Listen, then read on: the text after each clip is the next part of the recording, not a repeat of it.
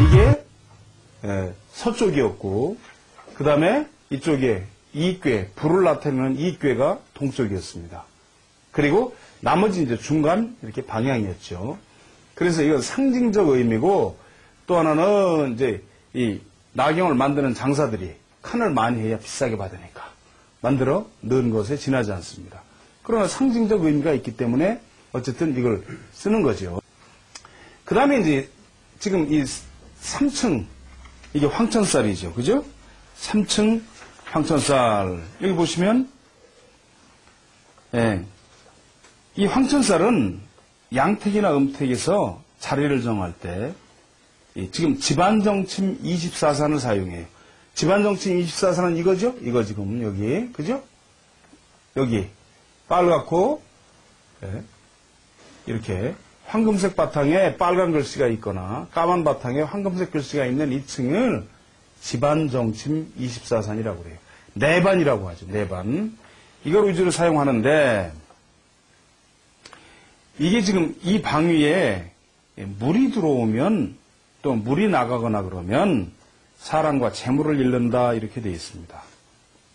그래서 지금 보시면 지금 2층에 이게 기록이 되어 있는 거죠. 그죠? 이렇게 여기 이렇게 되어 있습니다. 그럼 지금 여러분 가지고 계신 책 36쪽을 보시면 지금 어떻게 돼요? 지금 그 좌우에 맨 밑에 그림에 사진에 보시면 좌우에는 뭐가 올라가 있습니까? 자, 보세요. 이 황천살은 두 개 방향에 하나씩 해당이 돼요. 그러니까 임자한 데는 건이고, 그죠? 계축에는 간이고, 간인방에는 갑계, 그리고 간묘방에는 간방이다 이 말이에요. 그죠? 그래서 지금 나경을 가져오신 분은 나경을 보시는 분 더 좋죠. 그죠? 임자계가 아래로 내려오도록 놓고서 보세요.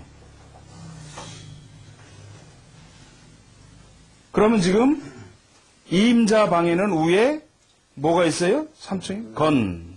그죠? 계축에는 간. 간인에는 갑계. 그죠? 그러면 자 보세요. 병호에는 뭐가 있습니까? 병호 위에는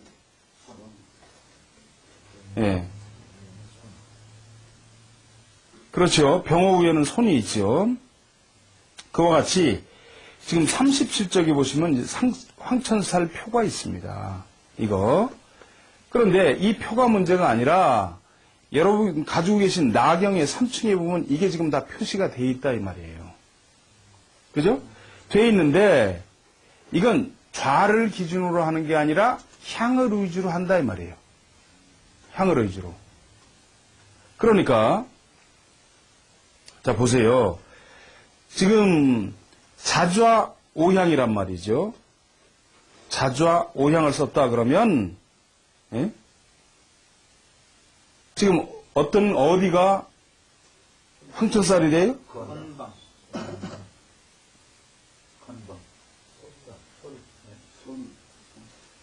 아니 향이니까 곤방이지. 자자 오향이야. 자자 오향이니까. 오향이니까. 예. 손이 곤이에요, 곤. 응? 자, 손방. 예, 손방이 된다 이 말이에요. 그러니까 그쪽 방향으로 물이 들어오거나 물이 나가면 안 된다는 소리예요. 근데 이것도 설이 세 가지가 있어요. 첫째는 물이 들어오면 안 된다는 설.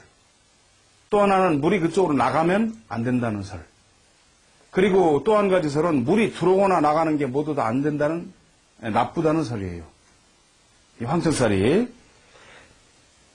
그런데 이게 희한한 게 뭐냐면 여기 지금 37쪽에 그 도표를 보시면 아시겠지만 자, 임자한 데는 그 밑에 건이 오죠? 건이 황천방이죠? 계축은 간이죠? 그죠? 네. 그럼 임자에서는 산이 주산이 임산이 되잖아요. 건. 계축에서는 계가 앞에 오니까 주산이야. 간인에서는 간이 앞으로 와요. 그런데 지금 어떻게 돼요? 임은 천간이고 자는 지지 아닙니까? 그러니까 앞에 오는 천간이 주인이 되는데 이 천간과 밑에 건이니까 괴하구가 서로 황천방이 된다 이 말이에요. 그렇기 때문에 간인방은 어떻게 돼요? 간과 갑괴가 서로 상충이 된다 이 말이에요. 그래서 황천방이 된다는 논리란 말이에요. 을진한 데는 손 아닙니까? 그 다음에 손사는 또 을병이 오잖아요. 손이 주인이기 때문에. 그래서 그 천간과 말하자면 이 주역의 괴, 이 팔개와 서로 이 부딪히는 내용이 바로 황천방이 된다 이 말씀이에요. 네, 그러니까 향을 위주로 해요. 향을 위주로. 황천이라는 게 사람이 죽으면 황천 가는 거지 뭐야. 네? 그래서 원래 그럼 내용이 이렇게 되면 재물도 잃지만 사람도 잃는다는 그런 의미에서 이걸 황천살이라고 그래요. 근데 실제로 봤더니 굉장히 잘 쓴 묘, 그 후손들이 잘된 집안에도 이 황천방으로 물이 들어오거나 나가는 거는 부지기수로 많더라 이 말이에요. 부지기수로. 응? 그래서 크게 저는 이거를 크게 이렇게 신뢰를 하질 않습니다. 그리고 여기 지금 38쪽으로 넘어가서 보시면 이 12운성표가 있잖아요. 그죠? 근데 이게 지금 식간을 위주로 되어 있는데 보세요. 장생, 목욕, 관대, 걸록, 제왕, 쇠, 병, 사, 묘, 절, 태, 양으로 되어 있단 말이에요. 그런데 그 밑에 보세요. 병향하고 오향. 그 지금 38쪽 아래 그림을 보세요. 나경. 병, 오가 나란히 붙어 있죠? 그럼 병이 향이 되잖아요. 그럼 병이 향이 되면은 어디가 황천방입니까? 손이죠. 네. 자, 손인데 그 손은 아래에서 어디 중간에 있나 보세요. 24산에서. 사하고 진하고 사이죠? 네. 이게 보면은 말하자면 12운성을 갖다 붙여가지고 이걸 한 거기 때문에 아시군 계셔야 돼. 이게 황천방이다. 하지만 실제로 제가 해보니까 별 맞지는 않더라 이 말이에요. 39쪽 보시면 대략 어떤 의미냐 하면 이 황천살 방향이 향이 바로 옆에 있어요.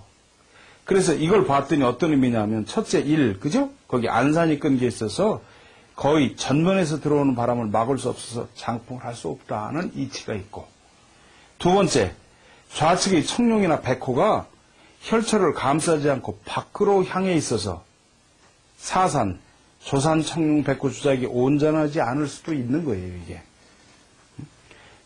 3. 또한 내룡을 막는 계수가 짧고 약해서 생기를 가둘 수 없는 경우가 많기 때문이에요. 그러나 분명한 것은 그 다음 페이지에 보시면 요점 정리가 있죠? 지금 12쌍산에 그죠? 향의 황천살을 기록하는 것이므로 굳이 암기할 필요 없이 이것을 활용하시면 된다 이 말이에요. 한 가지 기억할 점은 황천살은 좌가 아니라 향을 위주로 한다 하는 점을 꼭 기억하시라는 겁니다. 그 다음에 제4층 겁살 그랬습니다. 1, 2, 3, 4 요 겁살 2층입니다. 지금. 자, 그래서 보시면 겁살은 24산마다 전부 다 해당되는 게 있어요. 해당되는 거. 그래서 지금 거기 보시면 여러분 가지고 계신 나경에 보시거나 또는 41페이지 24산 겁살 방위표를 보시면 다 나와 있습니다. 그 병좌일 때는 그 위에 겁살이 뭐예요? 40페이지 그 사진 밑에 사진 보시면 신이죠. 예? 병좌 같으면 병좌 임향이 되죠. 그러니까 신 방향에 겁살이 있으면 안 된다 이 말이에요. 근데 겁살이라는 건 뭐냐면 지금 음택이나 양택에서 좌향을 정할 때 그 해당 방위에 지나치게 높은 산, 또 날카롭거나 험한 산, 깨어지거나 잘리거나 무너진 산이나 언덕, 또 마치 주먹을 들고 혈처를 내려치듯이 험하게 높은 산, 찔러오는 산, 험한 바위, 그리고 삐뚤어지거나 꺾인 언덕 등 흉한 형세가 있다면 이것이 혀를 위협하고 기운을 빼앗는다 하는 거예요. 그리고 양택에서는 이 내용이 있습니다만 40페이지에 지형지세뿐만이 아니라 큰 건물의 모서리, 그죠? 이런 것들이 여기 있으면 살기를 띈다 해서 그 좌를 살짝 틀어서 피한다 이 말씀이에요. 그런데 우리나라는 황천방을 중요시하는데 이 다른 동양권 나라에서는 황천방은 별로 따지질 않고 겁살을 굉장히 위주로 따져요. 특히 양택에서는 겁살을 굉장히 중요시하게 봅니다. 양택에서. 그러니까 일본 같은 데서도 말하자면 이 겁살을 위주로 하죠. 일본은 음택이 없으니까 다 화장해서 그냥 묻어버리니까. 그죠? 그렇게 본다는 거죠. 그래서 지금 이제 기록은 여러분이 가지고 계신 책 40쪽에도 나와 있고 또 가지고 계신 나경에도 있지만 4층에 전부 다 겁살이 기록이 돼 있어요. 그리고 또 한 가지는 뭐가 있냐면 이 겁살방에 경찰서, 군부대, 감옥, 사형장, 교회, 사찰, 기도원, 뭐 이런 거 있죠. 사당 이런 게 있으면 이것도 겁살방으로 작용을 하기 때문에 피하는 겁니다. 방향을 살짝 트는 거예요. 그래서 틀어주시기 바랍니다. 분명히 말씀드릴 거는 이 겁살방은 꼭 좌하고 관계가 된다 이 말이죠. 황천살은 향하고 관계가 된다고 그랬죠? 겁살방은 반드시 좌하고 관계가 된다 하는 점을 기억해 두시라는 겁니다. 방향 틀 때도 혈이 흐르면 그 폭 안에서. 그렇지. 그 안에서 틀어야지. 혈이 있으면 그 안에서 이렇게 살짝 틀어주는 거야. 응? 그런데 최대한 틀 때 어떻게 틀어야 돼? 물이 들어오는 방향으로 틀어줘야 돼. 물이 들어오는 방향 쪽으로. 나가는 방향으로 틀 게 아니라 물이 들어오는 방향으로.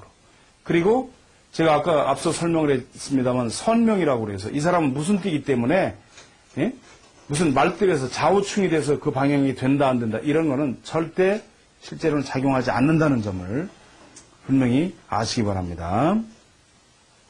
다음에 이제 여기 42쪽 보시면 이게 나와 있죠? 이거 2층 이거 집안정침 24산입니다. 그런데 이 어떤 거는 지금 이 황금색 판에 빨간 걸로 글씨가 있고 어떤 건 검은 판에 황금색 글씨가 있어요. 이건 뭐냐면 이 빨간 글씨로 되어 있는 건 모두 24산에서 양방향이에요. 양이에요. 양. 그리고 검은 바탕에 있는 건 음이에요. 그러니까 이 24방에도 음양이 있다 이 말이에요. 음양. 그래서 여기서 정음정양지설이라고 하는 게 있어요. 이게 뭐냐면 양방향으로 내려온 용은 내룡이 내려왔으면 예를 들어서 이렇게 개 쪽으로 이렇게 내려왔다 이 말이에요. 이렇게 되면 양방향의 좌와 양방향의 향을 잡는 것이 좋다는 소리예요. 그러니까 이렇게 산이 내려와서 좌로 빠져서 했으면 이렇게 내려가더라도 산이 혈이 이렇게 내려가도 말하자면 좌우로 잡아야 된다 이 말이에요. 그런 소리예요. 그 다음에 음방향으로 내려온 산이다 그러면 음방향으로 좌와 향을 잡아줘라는 얘기예요. 그걸 정음정양지설이라고 그래요. 그런데 이건 뭐예요? 완전히 믿을 수가 없는 소리예요. 믿어서는 안 되는 소리예요. 지나치게 이걸 음양으로 나누고 그 다음에 오행으로 너무 하다 보니까 무슨 순양부잡이니 순음부잡이니 이런 얘기가 나온다 이 말이에요. 예. 그러니까 요점을 말씀드리면 음방향으로 내려온 산이라도 내룡이 양방향으로 좌와 향을 잡아도 아무 문제가 없다 이 말씀이에요. 예? 그러나 아시군 계시라는 거예요. 그 다음에 이제 42쪽 보시면 용상팔살이라고 하는 게 있잖아요. 이 24개 산을 8개에 속한 3개 산으로 나눠가지고 8개가 속한 오행을 극하는 방향으로 향을 정하지 말아라 하는 그런 이론입니다. 자, 그래서 보시면 43쪽 보시면 뭐예요? 감용인 임자계로 내려오는 용은 수에 속하기 때문에 진이 오면 어떻게 돼요? 토국수가 돼서 안 된다 이 말이에요. 그 다음에 곤용인 미곤신은 토가 되기 때문에 역시 묘인 목을 만나면 극을 당한다 하는 이런 이론이에요. 전체 표는 여기 있죠. 하지만 여기 요점 종류가 있죠. 사용자에 따라 다르지만 이설이 지나치게 명리학적 이론에 그것도 당사주 이론에 의존하는 걸 의존했기 때문에 이거는 신뢰치 않는 사람들이 더 많다는 말씀이에요. 그러니까 이건 믿을 수가 없는 거죠. 그 다음에 이제 43쪽, 44쪽 보시면 24방에다가 24절기를 대입한 겁니다. 그래서 지금 나경을 가지고 말하자면 딱 가운데 놓고 좌우를 맞추면 그때그때 태양이 뜨는 방위가 나와요. 그 표가 44쪽에 있다 이 말씀이에요. 그러나 이건 뭐죠? 우리가 직접 하는 풍수지리하고는 큰 관계가 없는 거죠.